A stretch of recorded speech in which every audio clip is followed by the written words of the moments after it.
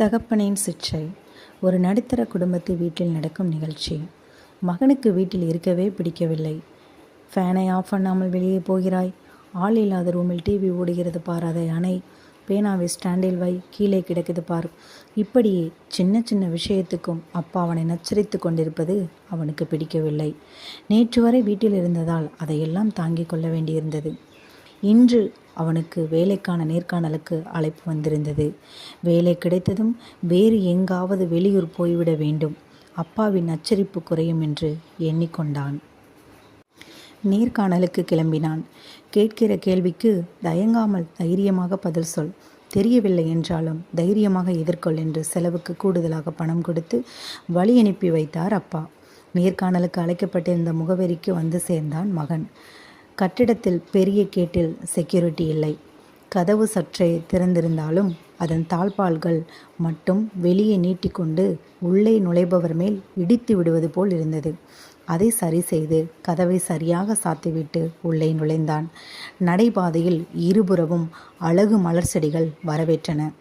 தண்ணீர் பாய்ச்சி கொண்டிருந்த காவலாளி மோட்டரை அணைப்பதற்காக குழாயை அப்படியே போட்டுவிட்டு போயிருந்தார். தண்ணீர் செடிகளுக்கு பாயாமல் நடைபாதையை நனைத்து கொண்டிருந்தது.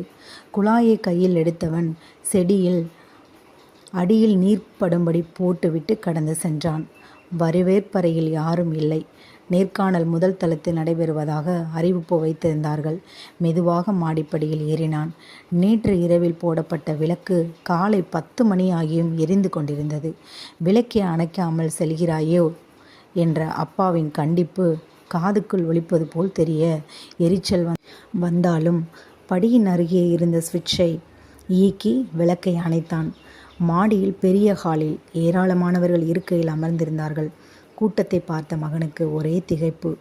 நமக்கு இங்கு வேலை கிடைக்குமா என்று மனசாட்சி படபடக்க ஆரம்பித்தது.